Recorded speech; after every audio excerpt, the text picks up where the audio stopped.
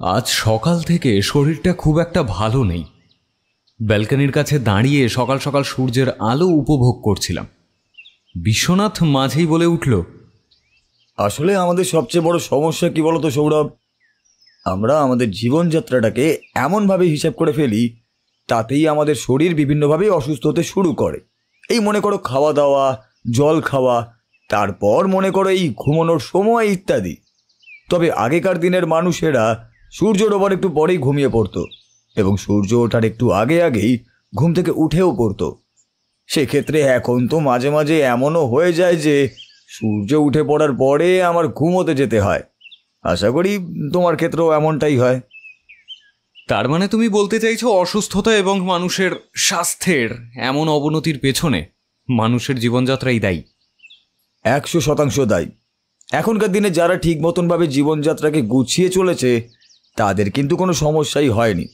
তাছাড়া মানুষ যত বেশি চিন্তা করবে তত বেশি রোগের কবলে পড়বে। হাসি খুশি চিন্তাহীন মানুষের শরীরে রোগ বাস করার সম্ভাবনা খুবই কম, যদি না অন্য কোনো উপায়ে জটিল কোনো রোগ তার শরীরে বাসা বাঁধে। মাঝে মাঝে বিশ্বনাথ এমনভাবে কথা বলে যে যেন মনে হয় বিশ্বনাথ গোয়েন্দা না হয়ে যদি দার্শনিক কিংবা অন্য কোনো স্কুল বা বিশ্ববিদ্যালয়ের শিক্ষক হতো তাহলে সে বেশ নাম করতে পারত। তবে ইলিশ মাছের রূপ যে মাঝে মাঝে বদলে যায় সেটা আমিও জানি। একটা মানুষকে আমি ঘন্টার পর ঘন্টা চেয়ার টেবিলের ওপর বসে বন্ধ ঘরের মধ্যে কাগজপত্র আর খাতায় হিজিবিজি লেখা নিয়ে বসে থাকতে দেখেছি। আবার সেই মানুষটাকেই গোটা 24 ঘন্টার চেয়েও বেশি সময় আমি বাইরে কাটাতেও দেখেছি। বিশ্বনাথ যে বিষয় নিয়ে আমায় কথা শোনাচ্ছিল সে বিষয়টা যে নিজে কতটা মানে সেটা আমারও জানা আছে। তবে আজকাল একটা নতুন শখ হয়েছে তার, সকাল সকাল ঘুম থেকে উঠে সূর্য দর্শন করা। ব্যালকনির কাছে দাঁড়িয়ে সূর্যের আলো তার গায়ে এসে পড়বে সেটা তার খুব ভালো লাগে। তবে এর সঙ্গে আরও একটা ব্যাপারও রয়েছে। সূর্য দেখার পরে হরিদার হাতের চা খেয়ে সকাল সকাল সে আবার ঘুমোতে চলে যায়। এই সমস্ত অপ্রয়োজনীয় কথা আর কাজের কথার মধ্যে একটা ব্যাপার অবশ্য রয়েছে। আমার এক চেনা ভদ্রলোক রমেশ হালদারের সঙ্গে আজ সকালে টেলিফোনে কথা হয়েছিল। কি করে জানি না বিশ্বনাথের বাড়ির টেলিফোন নাম্বারটা জোগাড় করেছিলেন তিনি, আর টেলিফোন করে প্রথমেই আমায় খুঁজলেন। তাই বিশ্বনাথও আমায় ডেকে দিল। দু একটা কথা বলার পরেই বুঝতে পারলাম আসলে কেন তিনি বিশ্বনাথের টেলিফোন নাম্বারে ফোন করে আমায় খুঁজছিলেন।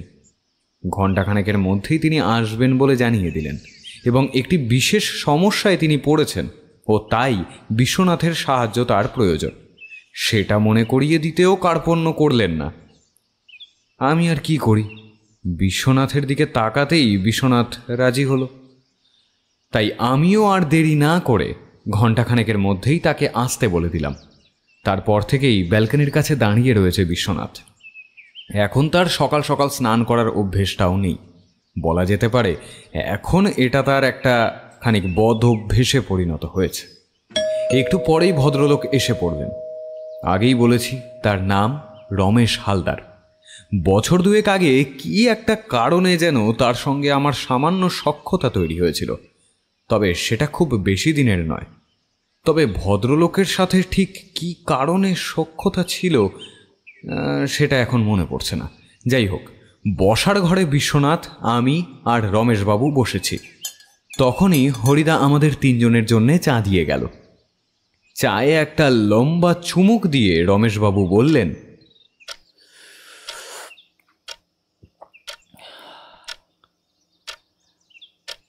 আমার নাম রমেশ সামন্ত। জানি আপনারা ব্যস্ত মানুষ, আর তাছাড়া সৌরভ বাবুর সঙ্গে আমার তো সাক্ষাৎ খুব একটা বেশি দিনের নয়। সামান্য 2-1বারই আমার বাড়িতে তিনি গিয়েছিলেন, আর তখন সৌরভবাবুর পাথরের মূর্তির প্রতি একটা ঝোঁক ছিল। আসলে আমার বাড়িতে বেশ কিছু পাথরের মূর্তি ছিল।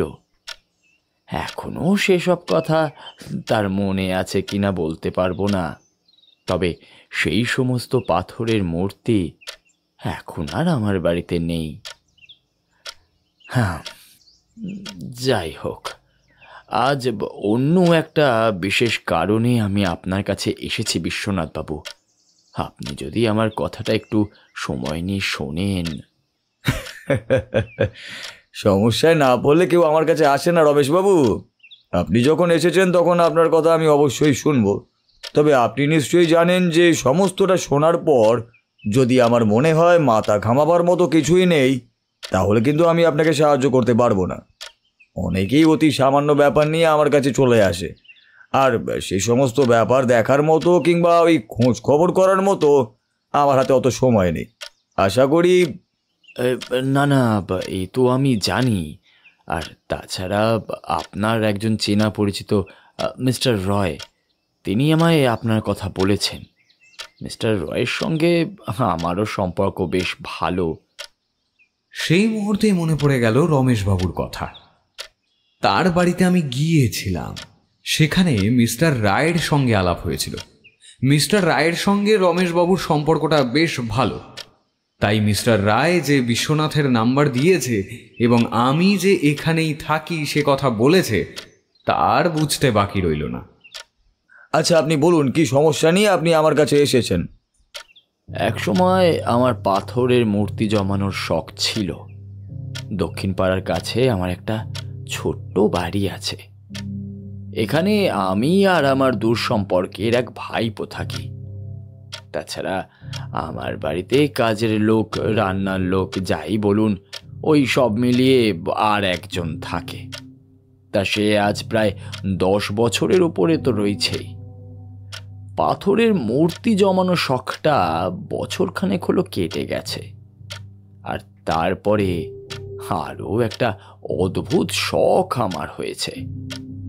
পুরনো দিনের বিভিন্ন জিনিস, মানে ওই অ্যান্টিক জিনিসপত্র জমানোর একটা বাতিক আমার শুরু হয়েছে ধীরে ধীরে।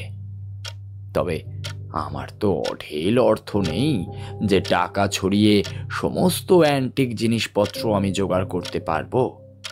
তাই খোঁজ খবর করে যেটুকু মানে সম্ভব হয় আমার পক্ষে, সেটাই। এভাবেই একটা অকশন হাউসে খোঁজ করে অকশন থেকে অনেক দিন আগে একটা ছোট্ট বাক্স কিনেছিলাম। বাক্সটা বেশ পুরনো, কাঠের সঙ্গে টিনের একটা প্রলেপ রয়েছে। আর তাছাড়া বাক্সের গায়ে এখানে ওখানে বেশ কিছু কাজ করা রয়েছে। বাক্সটা ছিল বন্ধ, নিলামে উঠেছিল জিনিসটা। অন্যান্য সব জিনিসের সঙ্গে বাক্সটাকে দেখে আমার কিন্তু বেশ আগ্রহ হয়েছিল, অথচ নিলামে আরও অনেক দামি জিনিসপত্র ছিল বলে বাক্সটার দিকে কারোর তেমন নজর পড়েনি। তাই বলতে গেলে একরকম লাভেই বাক্সটা আমি পেয়েছিলাম, মাত্র 4000 টাকায়। যারা নিলাম করেছিল তারা একটা পুরনো জমিদার বাড়ির সমস্ত জিনিসপত্র নিলামে নিয়ে এসেছিল। বাক্সের ভিতরে কি আছে তারা তা জানতো না, কারণ বাক্সটা তো তারা খুলতেই পারেনি। মাত্র 4000 টাকায় যখন বাক্সটা কিনেছিলাম, তখন অনেকেই বলেছিল একটা পুরনো কাঠের বাক্স 4000 টাকায় কিনে নাকি আমি অনেক লস করেছি। আমার কিন্তু বাক্সটা বেশ ভালো লেগেছিল বিশ্বনাথবাবু। এতটুকু কথা বলে রমেশবাবু থামলেন।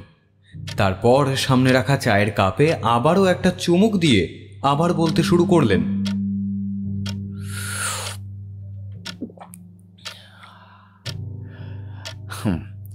তো বাক্সটা বাড়িতে নিয়ে এসে আমার ঘরেই রেখেছিলাম, তখন খোলার চেষ্টাও করিনি। পরদিন বাক্সটা খোলার চেষ্টা করলাম অনেকক্ষণ ধরে। খোলার চেষ্টা করতে করতে একটা ব্যাপার আমি বুঝতে পারলাম। অন্যান্য বাক্সের মতন এই বাক্সে কোনো ঢাকনা কিংবা ছিটকিনি নেই, তাই সেভাবে বাক্সটা খোলা যায় না। আসলে খুলতে হয় ওপর থেকে টেনে, ওই টিফিন বক্স যেভাবে আটকানো থাকে অনেকটা তেমন ভাবে। তবে এত বছরের পুরনো বাক্স, তাই জায়গাটা এতটাই টাইট হয়ে গেছে যে টেনে খোলা তো দূর, কোথা থেকে খুলে আসবে সেটাই বোঝা যায় না। এরপর পড়লাম বাক্সটা নিয়ে। কাঠের মধ্যে টিনের পরতে যাতে নষ্ট না হয় তেমনভাবে অনেক কষ্ট করে ও সময় ব্যয় করে অবশেষে বাক্সটা খুলতেই আমার চোখ যেন ছানা বড়া হয়ে গেল। আপনি বিশ্বাস করবেন না বিশ্বনাথ বাবু, দেখলাম বাক্সের ভিতরে প্রাচীন কিছু বইপত্র আর একটা পাথর রয়েছে। পাথরটা খুব একটা বড় নয়, তবে বইগুলো দেখে বোঝা গেল সেগুলো বাংলা ভাষায় লেখা, কিন্তু আমাদের আপাতভাবে চেনা কোনো ভাষায় লেখা নয়। অনেকটা সংস্কৃতের মতো মনে হলেও বইয়ের ভাষা কিছুটা বুঝতে পারলাম। এই কথায় আমি আর বিশ্বনাথ দুজনেই যেন সতর্কিত হয়ে তাকালাম রমেশবাবুর দিকে। বিশ্বনাথ বলল, তার মানে আপনি বলতে চাইছেন প্রাচীন কোনো সংস্কৃত ভাষায় লেখা কোনো বই বাক্সটার মধ্যে রয়েছে, কি তাই তো? শুধু আমার নয়, বাক্সের সঙ্গে সঙ্গে আমার ছেলেরও তেমনটাই মনে হয়েছিল। ছেলে বলল কোনো অ্যান্টিক শপ কিংবা এমন কারোর সঙ্গে যোগাযোগ করতে যার এই সম্পর্কে জ্ঞান রয়েছে এবং এই জিনিস বাড়িতে না রেখে তার কাছে বিক্রি করে দিতে। প্রথমত এই সমস্ত জিনিস বিক্রি করলে বেশ কিছু টাকা পাওয়া যাবে। তাছাড়া এইসব জিনিস বাড়িতে রেখে দিলে শুধু শুধু পড়ে নষ্ট হয়ে যাবে। তার মানে আপনি সেই বইটা, মানে সেই প্রাচীন বাক্সটা বিক্রি করে দিলেন? প্রথমে ছেলের কথায় সেটাই ভেবেছিলাম, কিন্তু পরে ভাবলাম না, ওটা আমার কাছেই থাকবে, আর সেটাই আমার সবচেয়ে বড় ভুল ছিল। জিনিসটা কি আপনার বাড়ি থেকেই চুরি হয়ে গেছে? হ্যাঁ বিশ্বনাথ বাবু, জিনিসটা গতকাল রাতেই আমার বাড়ি থেকে চুরি হয়েছে।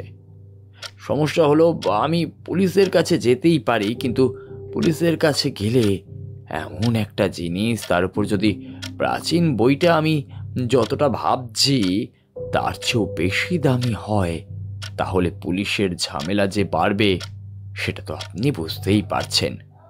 তাই মিস্টার রয়কে যখন বললাম তখন মিস্টার রয় আপনার কথাই বললেন।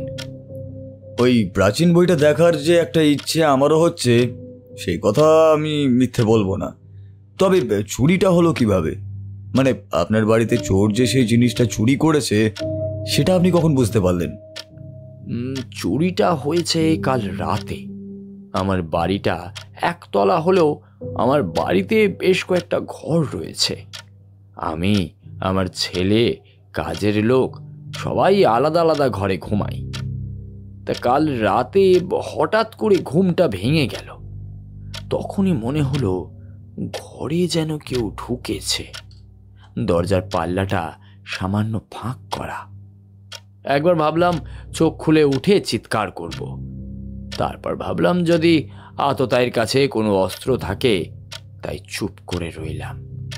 তারপর এক সময় বুঝতে পারলাম যে এসেছিল অন্ধকারে দরজার পাল্লাটা সামান্য ফাঁকা করে সে বাইরে বেরিয়ে গেছে। সঙ্গে সঙ্গে উঠে বসলাম। চিৎকার করতে আমার ছেলে ও কাজের লোক সকলেই চলে এলো, কিন্তু ততক্ষণে সে চোর চলে গিয়েছিল। কিন্তু চোর কোন পথে এসেছিল এবং কোন পথে গেছে সেটা একবারও দেখার চেষ্টা করেননি? বাড়ির পেছনের দিকের দরজাটা তো খোলাই ছিল, হয়তো সেই দরজা দিয়েই চোর ঢুকেছিল এবং ওই দরজা দিয়েই চোর বাইরে বেরিয়ে গিয়েছিল। কিন্তু তখন কিছু বুঝতে না পারলেও সকালে বুঝতে পারি। বাক্সটা আমার ঘরে থাকলেও বাক্সের মধ্যে থাকা সে প্রাচীন বইটা নেই। আমার এই বইটা কে চুরি করার চেষ্টা করতে পারে সেটা জানার জন্যই আমি আপনার কাছে এসেছি বিশ্বনাথ বাবু। বিশ্বনাথ কিছু বলল না। রমেশবাবুকে বিষয়টা নিয়ে একটু ভেবে জানাবে বলল। অতঃপর রমেশবাবু বিদায় জানিয়ে প্রস্থান করলেন। তিনি চলে যেতেই আমি বিশ্বনাথকে বললাম, আমার মনে হয় রমেশবাবু ওই বইটা কে চুরি করেছে তা জানার সঙ্গে সঙ্গে বইটাও ফেরত পেতে চাইছেন। দেখলাম বিশ্বনাথ কিন্তু কিছুই বলল না। সে মনে মনে কিছু একটা ভেবে চলছিল। খানিক পর সে কিছু একটা ভেবে নিয়ে বলল, ব্যাপারটা বড্ড জটিল হয়ে গেল সৌরভ। কার কার ওই পুরনো বইয়ের উপরে নজর থাকতে পারে সেটা খুঁজে বার করা সহজ ব্যাপার হবে বলে আমার মনে হয় না, বিশেষ করে যখন জিনিসটা অকশন থেকে তুলে আনা হয়েছে। কিন্তু অকশনে যখন বাক্সটা ছিল তখন তো সেটা বন্ধ ছিল। যখন রমেশবাবু বাড়িতে এনে খুলছেন তারপরে বইটা দেখতে পেয়েছেন। অপরাধীর পক্ষে তো জানা সম্ভব নয় যে বাক্সের মধ্যে ওই বইটা রয়েছে, তাই না?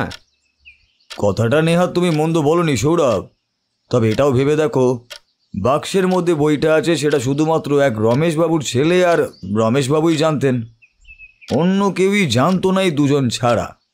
আবার এমনও হতে পারে যে এই দুজনের মধ্যে কারোর কাছ থেকে অন্য কেউ জানতেও পেরেছে, কারণ বইটা যেদিন খুঁজে পাওয়া গেছে সেদিন তো চুরি হয়নি, চুরি হয়েছে অন্য দিন। কি বলতে চাইছে বিশ্বনাথ সেটা ঠিক বুঝতে পারলাম না, তাই বললাম, বিশ্বনাথ, আমার মনে হয় আমাদের একবার ঘরটা দেখা উচিত।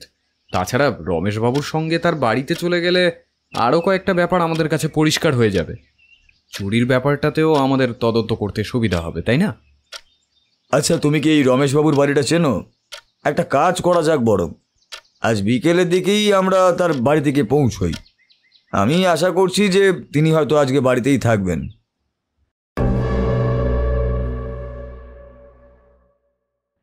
বিকেলের দিকে আমি আর বিশ্বনাথ গিয়ে পৌঁছলাম রমেশবাবুর বাড়িতে। রমেশবাবু বাড়িতেই ছিলেন ও বাড়ির কাজের লোক মাধব বাড়িতেই ছিলেন। আমাদের দেখে রমেশবাবু বেশ খুশি হয়ে আমাদের তার ঘরে নিয়ে গিয়ে বসালেন। এ কথা ও কথার পর তিনি বললেন, এই যে এই যে এই দেখুন, এইটা হলো সেই বাক্সটা। আমরা বাক্সটা ভালো করে দেখলাম। লম্বায় 10 ইঞ্চি মতো হবে, চওড়ায় তার চেয়ে একটু বেশি।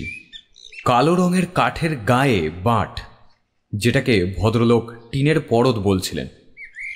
সেটা আসলে টিনের পরত নয়, আসলে বাক্সটাকে বোধহয় মজবুত করার জন্যে পাতলা লোহার কোনো একটা আস্তরণ চারপাশে চাপানো হয়েছিল। পরবর্তীতে সেই লোহার আস্তরণ ক্ষয়ে ক্ষয়ে পাতলা হয়ে যায়, সেইটাকেই এখন টিনের আস্তরণ বলে মনে হয়। বাক্সটা হাতে নিয়ে ভালো করে বিশ্বনাথ নাড়াচাড়া করে দেখল, তারপর বলল, এই বাক্সের মধ্যেই ছিল জিনিসটা? আচ্ছা, আপনার কাছে যে সেই জিনিসটা আছে সেটা আপনি ছাড়া আর ঠিক কে কে জানতো? আমি ছাড়া আমার ভাইপো জানতো, আর জানতো আমাদের কাজের লোক মাধব। তবে তাকে আলাদা করে তেমন কিছু বলা হয়নি। এই ঘরে বসে যখন বাক্সটা নিয়ে খোলার চেষ্টা করছিলাম তখন মাধব 2-1বার এসেছিল মাত্র। পিছনের ঘরে দরজা দিয়ে চোর ঢুকেছিল সে কথা আপনি বলেছেন, কিন্তু পেছনের ঘরের দরজা দিয়ে চোর ভেতরে ঢুকলোই বা কী করে? ঘরের দরজা তো ভেতর থেকেই বন্ধ থাকে। কথাটা আমিও ভেবেছি, তবে একটা কথা, এই বাক্সের ভেতর থেকে যে বইটা চুরি হয়েছে সে কথাটা আমি আমার ভাইপো কিংবা কাজের লোক কাউকেই কিন্তু জানাইনি। আপনি সেইভাবেই ব্যাপারটা একটু দেখবেন। হ্যাঁ, এমনকি আমি যে বাক্সটা খুলে দেখেছি সে ব্যাপারে ওদের কিছুই জানানো হয়নি। কেন?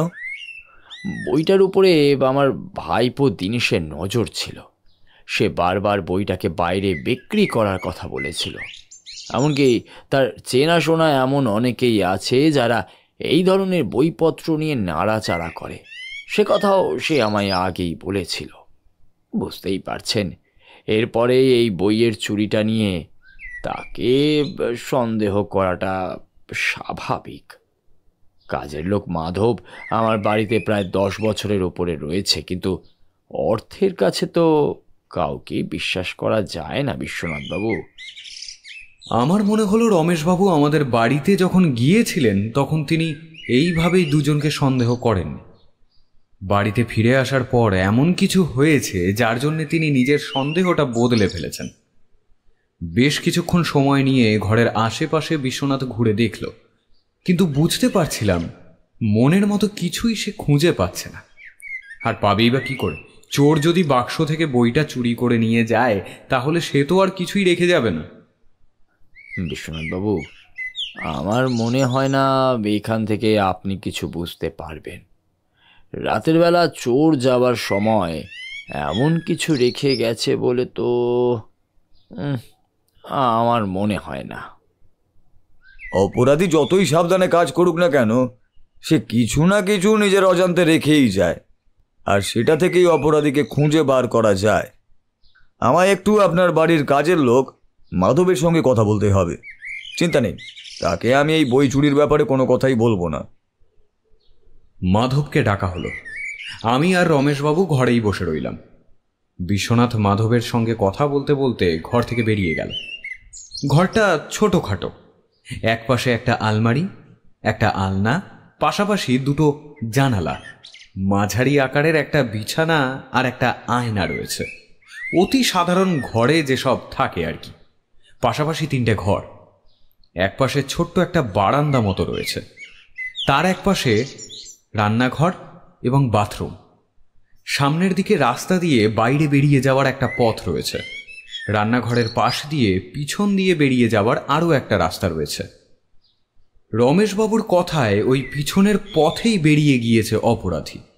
মাধবের সঙ্গে বেশ কিছুক্ষণ কথা বলে বিশ্বনাথ বেরিয়ে এলো। দীনেশ বাড়িতে ছিল না, তাই দীনেশের সঙ্গে কথা বলা হলো না। এরপর রাস্তা পর্যন্ত রমেশবাবু আমাদের এগিয়ে দিতে এলেন। তারপর তিনি বললেন, বিশ্বনাথ বাবু, যদি কিছু বুঝতে পারেন আমায় কিন্তু অবশ্যই জানাবেন। আমি কিন্তু অপেক্ষা করব। 4,000 টাকা দিয়ে জিনিসটা কিনেছিলাম বলে নয়, আসলে এমন একটা জিনিস হাতে এসেও তারপরে এইভাবে চলে যাবে, সেটা কেন জানি না, আমি না ঠিক মানতে পারছি না। বিশ্বনাথ কিছু বলল না। এরপর আমরা রমেশবাবুর বাড়ি থেকে বেরিয়ে এলাম। পথে নেমে বিশ্বনাথ হঠাৎ করে আমায় বলল, আচ্ছা সৌরভ, কত বছর বয়স থেকে তুমি এই বইপত্র পড়া শুরু করেছো? এমন একটা কথায় আমি আবার অবাক হলেও মনে মনে হিসেব করে বললাম, স্কুলে থাকার সময় থেকেই বইপত্র পড়তে বেশ ভালো লাগতো আমার। নিজে বই জোগাড় করে বেশ মন দিয়ে পড়তাম। তবুও তুমি যদি বলো তাহলে বলবো সেটা হয়েছে ওই মাধ্যমিকের পর থেকে। রমেশবাবুকে বইপত্র সম্পর্কে খুব একটা আগ্রহী বলে তো আমার মনে হলো না। তার ঘরের সমস্ত কিছুই আছে, অথচ একটা বাংলা বই পর্যন্তও নেই। আমরা বাঙালিরা ঘরে কোনো বই পড়ি কি না পড়ি, রবীন্দ্রনাথ ঠাকুরের কিন্তু একটা বইপত্র থেকেই যায়। এখানে কিন্তু তেমন কিছুই নেই। তার মানে রমেশবাবু ওই বইপত্র সম্পর্কে খুব বেশি আগ্রহী সেটা বলা চলে না। না, কখনোই বলা চলে না। ভদ্রলোকের ব্যাপারে আমি ভুলেই গিয়েছিলাম। এবার আরও ভালোভাবে মনে পড়ল। ভদ্রলোকের উত্তরার কাছে একটা দোকান ছিল, আর তারপর সেই দোকানটা কি কারণে যেন বন্ধ হয়ে যায়। ব্যবসায় লোকসান হয়েছিল বলে আমায় রমেশবাবু বলেছিলেন, কিন্তু ভিতরে আর অন্য কোনো ব্যাপার ছিল কিনা জানি না। সে যাই হোক, তারপর থেকেই ভদ্রলোক এরকম বাড়িতেই থাকতে শুরু করে দেন। তার জমানো টাকা পয়সা যে অনেক বেশি আছে সে ব্যাপারে কখনো গুজব শুনিনি। অথচ তিনি, তার ভাইপো এবং তার বাড়ির একজন কাজের লোক, এই তিনজনকে নিয়েই তার চলে যাচ্ছে। ব্যাপারটা বড়ই আশ্চর্যের। আচ্ছা, রমেশবাবুর ভাইপো এখানে এসেছেন তাও কতদিন হবে? মানে তোমার সঙ্গে যখন তার সাক্ষাৎ ছিল তখন দেখেছিলে? আমি মাথা নাড়ালাম। বিশ্বনাথ আরও কিছু একটা যেন বলতে গিয়েও নিজেকে সামলে নিল। আমরা বাড়ির দিকে রওনা হলাম। তবে তখনও জানতাম না ওই দিন সকালে আমাদের এমন একটা খবর পেতে হবে।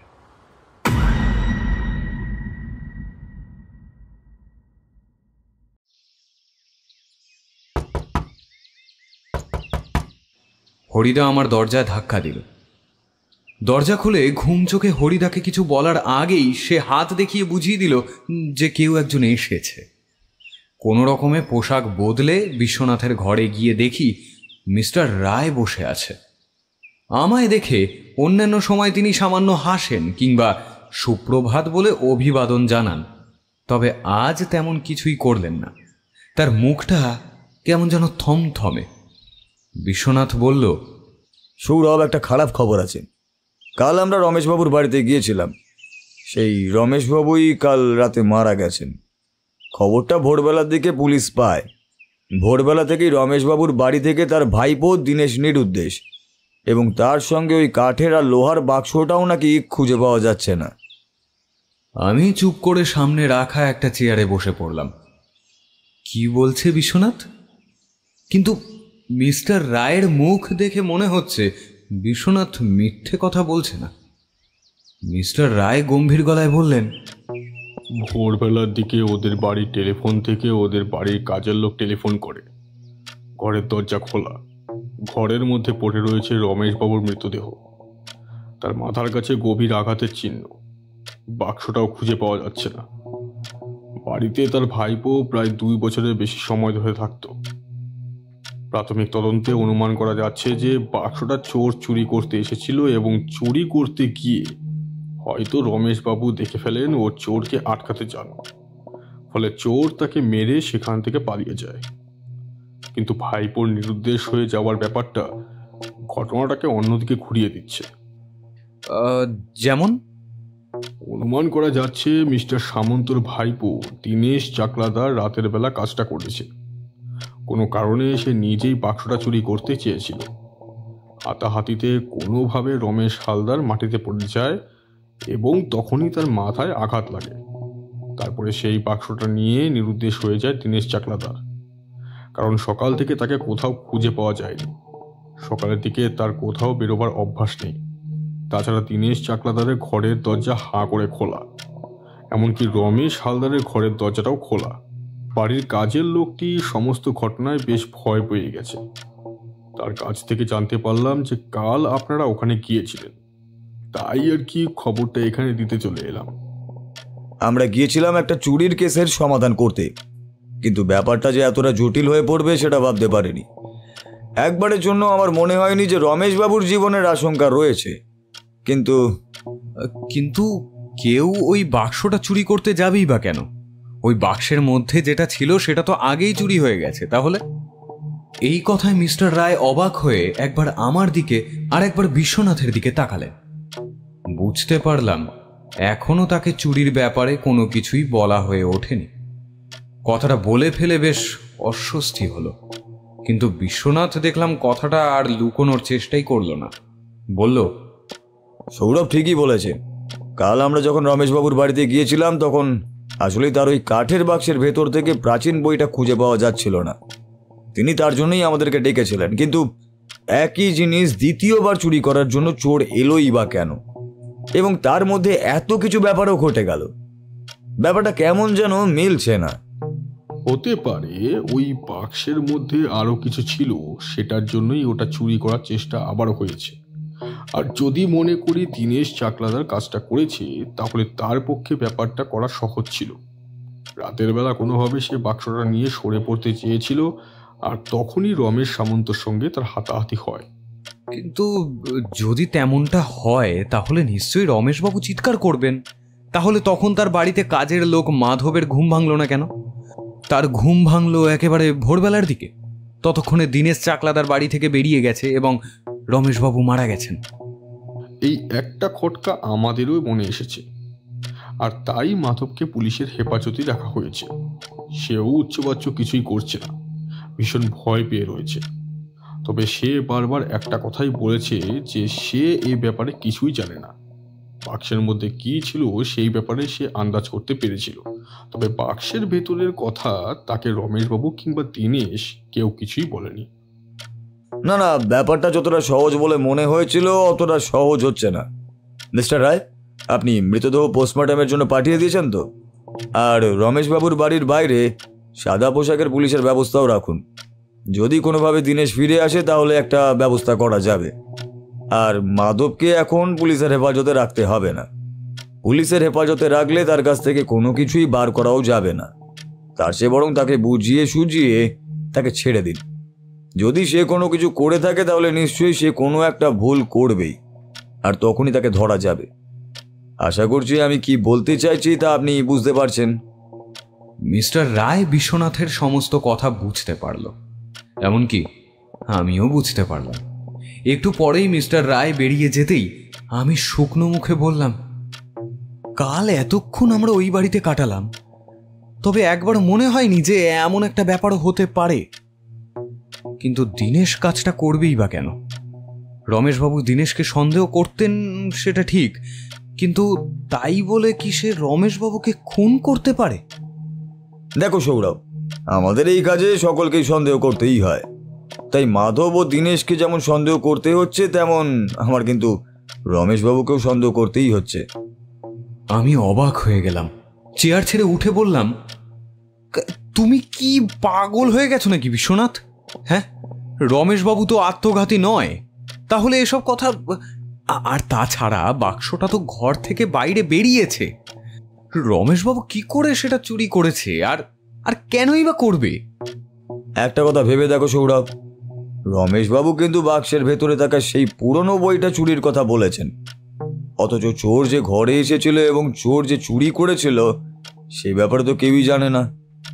সেদিন রাতে যখন চোর এসেছিল তখন সেই ব্যাপারটা আর কে দেখেছিল? মাধবের কাছ থেকে আমি যেটুকু শুনেছি তাতে চোরের ব্যাপারটা প্রথমে বুঝতে পারেনি রমেশবাবু, তিনি ডাকাডাকি করে সকলকে তোলেন। এবার মনে করো সেদিন কোনো চোরই আসেনি এবং রমেশবাবু ইচ্ছা করেই চোরের ব্যাপারটা তৈরি করেছেন সবার চোখে কিছু একটা প্রমাণ করার জন্য। তাহলে আমি অবাক হলাম, বিশ্বনাথ যে এমন ভাবেও ভাবতে পারে তা আমার জানা ছিল না, কিন্তু সেটা নিজের কানে শুনে কেমন যেন অবাক লাগলো। বললাম, কিন্তু তুমি তো বলেছিলে সবকিছুর পিছনে একটা মোটিভ থাকে, তাহলে এই কাজের পিছনে মোটিভ কি ছিল? তিনি তো নিজে আমাদের কাছে এসেছিলেন, আর ওই বাক্সের মধ্যে থেকে যে বইটা চুরি হয়েছে সেটাও তো তিনিই জানান, তাহলে এর পেছনে কি মোটিভ থাকতে পারে? এবার বিশ্বনাথ কোনো উত্তর করল না, অন্যমনস্কভাবে বলল, এমন কোনো একটা ব্যাপার আমাদের চোখের সামনেই রয়েছে যেটা আমরা দেখতে পাচ্ছি না, সেটা বার করতে পারলেই কেসটা অনেকটাই সহজ হয়ে যাবে। কিন্তু এই দীনেশ চাকলাদারের নিরুদ্দেশ হয়ে যাওয়ার ব্যাপারটা আমি কিছুতেই মেলাতে পারছি না। চুরি যদি করতেই হতো তাহলে সে বাক্সটা চুরি করবে কেন? বাক্সের ভিতরে যেটা রয়েছে সেটাই তো চুরি করতে পারতো। আরও একটা অদ্ভুত ব্যাপার রয়েছে, কিন্তু সেটা আমি তোমায় পরে বলবো। এখন চলো একবার থানায় যেতে হবে, এই মাধবকে ছেড়ে দেওয়ার আগে ওর সঙ্গে একবার কথা বলতে হবে।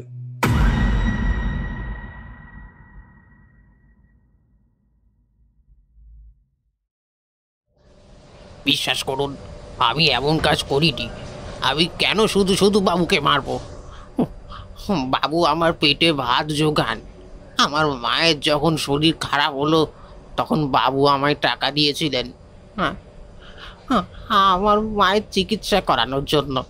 সেই টাকার কথা বাবু কখনো আমায় বলেননি। সেদিন তুমি ঠিক যে যে কথাগুলো আমায় বলেছিলে তার সমস্ত কিছুই তোমার মনে আছে তো?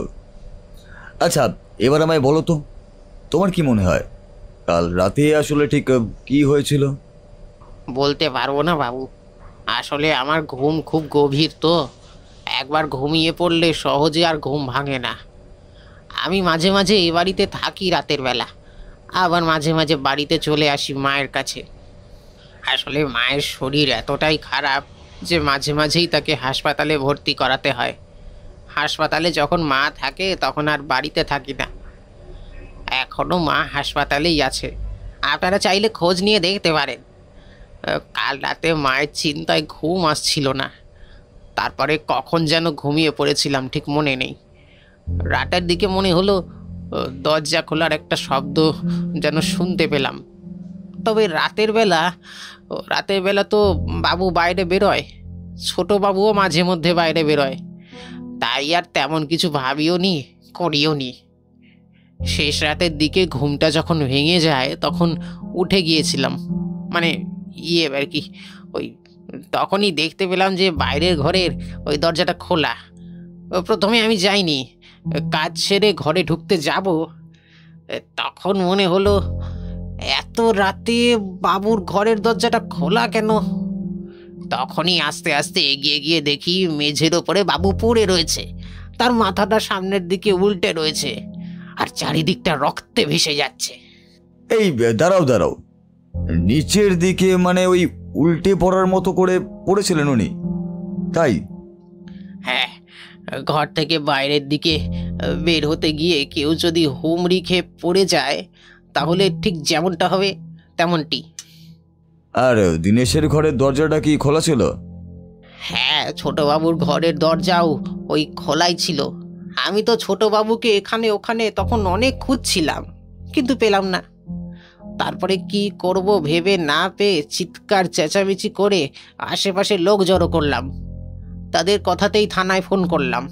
তখন পুলিশ ভেবেছে বোধহয় আমি সমস্ত কিছু করেছি। আমি জানি বাবু, আমার কিছু হবে না। আমি যখন কিছু করিনি তখন আমার ভয় পাওয়ার তো দরকার নেই, তাই না? থানায় একপাশে মাধবকে বসিয়ে রাখা হয়েছিল। সেখানেই আমি আর বিশ্বনাথ তার একপাশে বসে তার সঙ্গে কথা বলছিলাম। এ কথা ও কথার মধ্যে সে কয়েকটা কাজের কথা মাধবকে বলেছিল, সেগুলো নিয়ে ভাবতে থাকলাম। কিন্তু বাক্সটা কোথায় গেল বলো তো? আচ্ছা, বাক্সটা তো তুমি দেখেছো। বাক্সের মধ্যে যে বইটা ছিল সেই বইটা কি তুমি একবারও দেখেছিলে? কালই তো বললাম বাক্সের মধ্যে কি ছিল তা আমি দেখিনি। তবে বাক্সের মধ্যে যে দামি জিনিস কিছু একটা ছিল সেটা আমার মনে হয়েছিল, কারণ বাবু বাক্সটাকে সব সময় আগলে আগলে রাখতেন। যে রাতে চুরি হয়েছিল, মানে প্রথম যে রাতে চুরি হয়েছিল, সেই রাতের ঘটনাটা আরেকবার বলবে আমাকে? সেই রাতে বাবুর চিৎকারে আমার ঘুম ভেঙেছিল। বাবু চোর চোর বলে চিৎকার করছিলেন। আমি তাড়াতাড়ি দরজা খুলে বাইরে বেরিয়ে দেখি বাবু পেছনের দরজাটার কাছে দাঁড়িয়ে আছে। তখনই ছোটবাবু সবে দরজা খুলে ওই বাইরে বেরিয়েছে। ছোটবাবু বললেন, আরে কি হলো কি কাকা, এমনভাবে চিৎকার করছো কেন? এখন আবার কোথায় চোর এলো? আমার ঘরে রমেশ চোর ঢুকেছিল। এই দেখো, ও পেছনের দরজাটা খোলা। ওই দরজা দিয়েই বাইরে বেরিয়ে গেছে বোধহয়। তোমার ঘরে চুরি হওয়ার মতো দামি কোনো জিনিস আছে বলে তো মনে হয় না। তাহলে চোর আবার কি নিতে আসবে? আমার ঘরে চুরি করার মতো জিনিস আছে, চোর সেটাই নিয়ে গেছে। তোরা বুঝবি না। পুলিশে খবর দিতে হবে, কিন্তু পুলিশে খবর দিলেও তো বিপদ। বাবু কেমন ভাবে যেন কথাটা বলছিল, প্রচন্ড ভয় পেয়েছে মনে হলো। তারপরে তাড়াতাড়ি নিজের ঘরে ঢুকে গিয়ে দরজাটা বন্ধ করে দিল। আমি আর ছোটবাবু অবাক হয়ে কিছুক্ষণ দাঁড়িয়ে রইলাম। পেছনের দরজাটা বন্ধ করে দিয়ে তারপরে আবার ঘরে গিয়ে শুয়ে পড়লাম। কিন্তু কি চুরি হয়েছে সে ব্যাপারে কিছুই জানতে পারলাম না। পরদিন সকালে ছোটবাবু হাসতে হাসতে আমায় বলেছিল, বুঝলি মাধব, কিছুই হয়নি। নিশ্চয়ই কাকা স্বপ্ন দেখেছিল। ওই বাক্সটা নিয়ে আসার পর থেকেই এসব হচ্ছে। আমারও কেমন যেন একটা সন্দেহ হচ্ছে। কিন্তু এই দিনেশ কোথায় চলে গেল? দিনেশকে খুঁজে না পেলে তো কিছুই বোঝা যাবে না। আরও একটা প্রশ্ন, রমেশবাবু যে সমস্ত কথা আমাদের বলেছেন তার সব কটা কথাই কি সত্যি? কিছুই বুঝতে পারছি না সৌরভ। এমন একটা অদ্ভুত কেস যে আমার হাতে এসে পড়বে সেটা আমি ভাবতেও পারিনি। আচ্ছা, রমেশবাবুকে তো তুমি চিনতে, তার মধ্যে কি কখনো এমন কিছু লক্ষ্য করেছিলে যেটা আদৌ স্বাভাবিক নয়? আমি উত্তর দেওয়ার আগেই থানায় হুড়মুড় করে এসে ঢুকলো একজন। আর তাকে দেখেই মাধব চিৎকার করে বলল, ছোটবাবু ছোটবাবু আপনি। বুঝতে পারলাম যে হুড়মুড় করে এসে ঢুকেছে সে আর অন্য কেউ নয়, Dinesh Chakladar. Police officer mister রায়ের দিকে তাকিয়ে সে বলে উঠল, অফিসার, অফিসার আমায় বাঁচান। আমি একটু আগে খনিকে দেখেছি, একটু আগে দেখেছি ওকে। তার কথায় আমরা সকলেই অবাক হয়ে গেলাম। সে তখনও হাঁপাচ্ছিল। তাকে সামনের চেয়ারে বসিয়ে জল দিতেই অমনি চো চো করে সমস্ত জলটা খেয়ে আবারও একই কথা বলে উঠল, অফিসার আমায় বাঁচান, বাঁচান আমায়। আমি কালকে রাতে খনিকে দেখেছি। আচ্ছা, তুমি একটু শান্ত হও। তোমার নামই তো দিনেশ, কি তাই তো? তোমার খোঁজই তো আমরা করছিলাম। একটু শান্ত হয়ে নিয়ে বলো যে কাল রাতে আসলে ঠিক কি ঘটেছিল। দিনেশ আমার দিকে তাকালো। বুঝলাম সে বিশ্বনাথকে আর আমাকে চিনতে পারল। বলল, আপনারাই কাল আমাদের বাড়িতে এসেছিলেন, কিন্তু আমি তখন ছিলাম না। আমি যদি তখন থাকতাম তাহলে সমস্ত কিছুই তখন পরিষ্কার হয়ে যেত। এমন কিছু আর হতো না। আসলে আমার মনে হয় কাকার মাথাটা একটু সমস্যা দেখা দিয়েছে। কাকা এমন একটা অদ্ভুত ব্যাপার করে ফেলেছিল, তার জন্যই এত বড় একটা সর্বনাশ হয়ে গেল, না হলে কিছুই হতো না। তুমি একটু শান্ত হয়ে বসো, তারপরে সমস্ত কথা ভালো করে খুলে বলো, না হলে আমরা কিন্তু কিছুই করতে পারবো না। তোমার কাকার যে মৃত্যু হয়েছে সে কথা তুমি নিশ্চয়ই জানো। আর কাল রাত থেকে তুমি কোথায় ছিলে, আর এখন তুমি কোথা থেকেই বা আসছো? দীনেশ বসেছিল, তার দুই চোখ যেন কোটরে ঢুকে গেছে, এলোমেলো চুল, মুখটা কেমন যেন শুকনো, পরনের পোশাকটাও কেমন যেন এলোমেলো হয়ে রয়েছে। বেশ কিছুক্ষণ সে বসে নিজেকে সামলে নিয়ে বলতে শুরু করলো। কালকে রাতে আমি যখন উঠলাম তখন দেখলাম কাকার ঘরের দরজাটা সামান্য খোলা। ঘরের ভেতর থেকে আলো বেরোচ্ছে। মনে হলো ঘরের ভেতরে কাকার সঙ্গে কি যেন কথা বলছে, কিন্তু অত রাতে কাকা কার সঙ্গে কথা বলবে সেটাই বুঝলাম না। প্রথমে ভাবলাম হয়তো মাধবদার সঙ্গে কথা বলছে, কিন্তু মাধবদার ঘরের দরজা বন্ধ দেখে আমি কাকার ঘরের কাছে এগিয়ে যাই। আর তখনই দেখতে পেলাম লোকটাকে। এই মুখটা যেন আমি আগেও দেখেছি। দেখি সেই লোকটা আর কাকা চাপা স্বরে কথা বলছে। জিনিসটা আমি এখনো বাইরে কাউকে দেখাইনি। তুমি একবার দেখো ভালো করে, দেখে আমায় বলো। আমার তেমন কিছু মনে হচ্ছে না। এই বইটা বড় জোর 100 বছরের পুরনো হবে, তার বেশি পুরনো হবে না। ভাষাটা সংস্কৃত, আসলে পুরনো দিনের ভাষা তো, তাই এমন মনে হচ্ছে। তাছাড়া বইয়ের অবস্থা তো খুব ভালো নয়, তাই ভালোভাবে পড়াও যাচ্ছে না। কি বলছো তুমি? এই বই 100 বছরের পুরনো? আমার তো মনে হচ্ছে তার চেয়েও বেশি পুরনো, এর দাম আরও বেশি। তুমি মিথ্যে কথা বলছো। আমার কাছ থেকে কম টাকায় জিনিসটা তুমি হাতিয়ে নিতে চাইছো। আরে আমি কেন জিনিসটা কম দামে হাতিয়ে নিতে চাইব? তাছাড়া আমি তো জিনিসটা বিক্রি করে সেখান থেকে একটা পার্সেন্টেজ নেবই। বেশি দামে বিক্রি করতে পারলে তো বেশি টাকাটা আমার থাকবে। পার্টির সঙ্গে তো তোমায় কথা বলাবো, কিন্তু এখন আমায় যেতে হবে। তাছাড়া বুঝতেই পারছো তোমার কাছে আমি যে এসেছি এমনভাবে, এসব আবার জানতে পারলে সকলে সন্দেহ করবে। এলাকায় তো আমি খুব কারো একটা বাড়িতে যাই না। কম করে 20,000 টাকায় এই বইটা আমি বিক্রি করব, তার চেয়ে কমে আমি পারবো না। আমি চেষ্টা করব, যদি দাম পাই তাহলে তো নিশ্চয়ই দেব। কিন্তু তোমার বাড়িতে দুজনে এসেছিল মনে হলো, কাল তাদের মধ্যে একজনকে চেনা চেনা মনে হলো। লোকটা কিন্তু গোয়েন্দা, কিন্তু সে তোমার বাড়িতে কেন এসেছিল বলবে? আরে দীনেশের কথা তো তুমি জানো। ছেলেটা তার ব্যবসাপত্র কিছু বুঝলো না। বইটা পুরনো যেই শুনেছে, ও নাকি সেটাকে কাছাকাছি কোনো লাইব্রেরি কিংবা অন্য কোথাও দিয়ে দেওয়ার কথা বলছে। আরে ওই বই বিক্রি করে যে কত টাকা পাওয়া যাবে সে ব্যাপারে ওর কোনো চিন্তাই নেই। বইটা ওকে এখনো দেখায়নি, শুধু বলেছি মাত্র। তাতেই ছেলেটা বইটাকে লাইব্রেরিতে দেবে করছে। আরে গরিবের ছেলে হলে যেমন হয় আর কি। তাই বলছি তুমি তাড়াতাড়ি ব্যবস্থা করো। ব্যাপারটা বাইরে সবাইকে বুঝিয়ে রেখেছি যে জিনিসটা চুরি হয়ে গেছে। দীনেশকেও আজ সন্ধেবেলায় তাই বলেছি।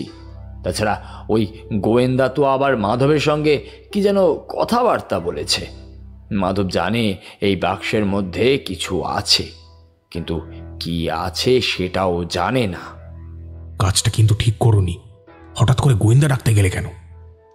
সবকিছুই তো করতে হলো ওই দীনেশেরই জন্য।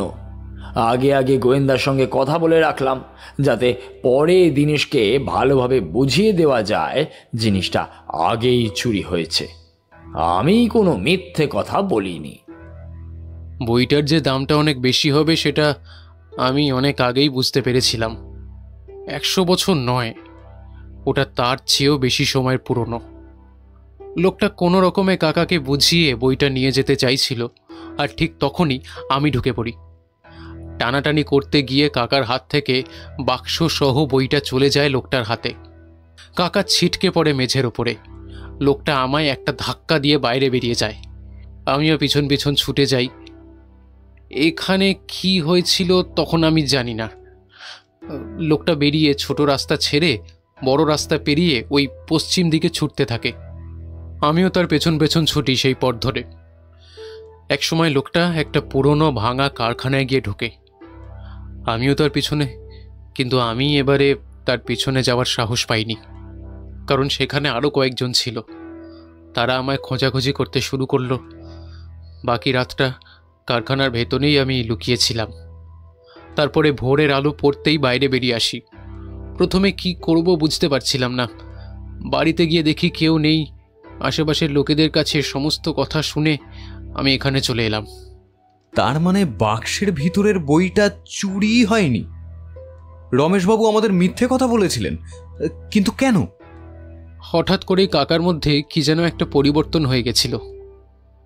অনেক টাকা তার নাকি কোনো একটা কারণে প্রয়োজন ছিল, তাই তো অকশনগুলোতে চলে যেতেন। কম দামে জিনিস কিনে বেশি দামে বিক্রি করার চেষ্টা করতেন। কত বারণ করতাম এই সমস্ত না করতে, কিন্তু কিছুই শুনতেন না। বাক্সটার মধ্যে পুরনো বইটা পেয়ে মাথাটা পুরোপুরি খারাপ হয়ে গেছিল। কাকা সেদিন রাতে কি যে করেছিল কি জানি। সেদিন আমি বাড়িতে থাকলে হয়তো এমন কিছুই হতো না। তার মানে তুমি বলতে চাইছো যে লোকটাকে তুমি দেখেছো সেই বাক্সটা বইসহ চুরি করেছে? তার মানে যেদিন রমেশবাবু আমাদেরকে বাক্সটা দেখিয়েছিলেন সেদিন বাক্সের মধ্যেই বই ছিল? আগে হ্যাঁ, আমার তাই মনে হয়। হয়তো সেদিন কাকা বইটা অন্য কোথাও রেখে দিয়েছিল, তবে রাতের বেলা বাক্সের মধ্যে বইটা ছিল। আমি নিজের চোখে দেখেছি সেটা। সেই প্রথমবার আমি বইটাকে দেখেছিলাম। এর আগেও দেখেছিলাম, তবে অতটা ভালোভাবে নয়। আচ্ছা, এবার কি করা যায়? লোকটাকে কি সত্যি ধরা যাবে? তুমি যখন ওকে এত ভালোভাবে দেখতে পেয়েছো তখন তাকে নিশ্চয়ই ধরা যাবে। চলো এক্ষুনি, তোমায় নিয়ে আমরা বেরোচ্ছি। ওই কারখানায় গিয়ে যদি কাউকে পাওয়া যায় তাহলে তাকে তুলে আনবো, তারপরে বাকি সবাই বেরিয়ে আসবে। তখনই আমরা সবাই মিলে বেরিয়ে পড়লাম। সংক্ষেপে বলা যায়, পুলিশের জিপে করে আমি, বিশ্বনাথ, মিস্টার রায়, দীনেশ এবং একজন কনস্টেবল মিলে গিয়ে পৌঁছলাম সেই কারখানায়। এলাকা থেকে বেরিয়ে বাইরের দিকে একটা পুরনো কারখানা। সেখানে দুজনকে পাওয়া গেল। সেই কারখানার একটা ভাঙা ঘরে চোরাই করা অনেক জিনিসপত্র জড়ো করা হয়েছিল। তার মধ্যে বাক্সটাও খুঁজে পাওয়া গেল। চোরাই জিনিসপত্র সহ দুজনকে গ্রেফতার করা হলো। তাদের কাছ থেকেই বাকিদেরও খোঁজ খবর করা গেল। যে লোকটিকে আসলে দীনেশ দেখেছিল সেই এলাকায় দালাল হিসেবে তার বেশ নাম রয়েছে। চুরির জিনিসপত্র কেনাবেচার গোপন কাজ সে করেই থাকে। তাছাড়া অন্য অপরাধও সে অনেক করেছে। তবে সে নাকি ইচ্ছাকৃতভাবে রমেশবাবুকে খুনটা করেনি। ধাক্কাধাক্কিতে রমেশবাবু মাটিতে পড়ে যান এবং মাথায়, কপালে এবং নাকে আঘাত লাগে। তার ফলে সেখানেই তার মৃত্যু হয়।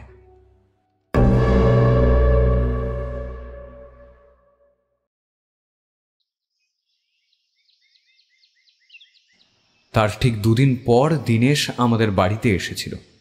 এ কথা ও কথার পর বলল, এখানে আর থাকবো না, ভাবছি এখান থেকে চলে যাব। কাকার জন্য এখানে ছিলাম, আর এখানে যখন কাকাই নেই তখন। আমার কিন্তু সেটা মনে হয় না। রমেশবাবু তোমাকে নিজের কাছে এনে রেখেছিল, তোমার এখানেই থাকা প্রয়োজন।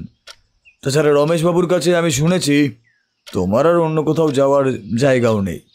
তবে যদিও তুমি বড় হয়েছো, নিজে কিছু একটা করলে তাতে তোমার ব্যবস্থা ঠিকই হয়ে যাবে। তবে বাড়িটা শুধু শুধু ছেড়ে দিলে সমস্যা হতে পারে। তাছাড়া মাধবের তো আর কোনো দোষ নেই। এই সমস্ত কিছুতে মাধবের কাজটাও চলে যাবে। তার মায়ের অবস্থাও খুব একটা ভালো নয়। আশা করি তুমি বুঝতে পারছো যে আমি কি বলতে চাইছি। তাহলে এক কাজ করি, মাধবকে পুরোপুরি বাড়িতে নিয়ে চলে আসি। তার মায়ের হাসপাতালে যা খরচ তা আমি মোটামুটি জোগাড় করতে পারবো, কারণ একটা কাজ আমি বেশ কয়েক মাস ধরেই শুরু করেছি। তাহলে আর এখান থেকে যাওয়ার কথা ভাবছি না। কিন্তু যদি আমি কাকার কথা শুনতাম তাহলে হয়তো এমন কিছু হতো না, তাই না বিশ্বনাথ বাবু? বিশ্বনাথ সামান্য হাসল, তারপর বলল, যেটা হওয়ার ছিল সেটা হয়তো দুদিন পরেই হতো। কারণ যে মানুষটা কোনো একটা কারণে এত বড় মিথ্যে কথা বলতে পারে তার তো ক্ষতি হওয়ারই ছিল। না হলে হঠাৎ করে এমন ধাক্কিতে মেঝেতে পড়ে গিয়ে রমেশবাবু মারাই বা যাবেন কেন? এই ব্যাপারটা পুরোপুরি কাকতালি হয়ে গেল না? তুমি বরং নিজেকে দোষ দিও না। তুমি যা করেছো ভালোই করেছো। বইটা পুলিশের তরফে যাতে কোনো ভালো লাইব্রেরিতে গিয়ে পৌঁছায় তার ব্যবস্থা আমিই করব।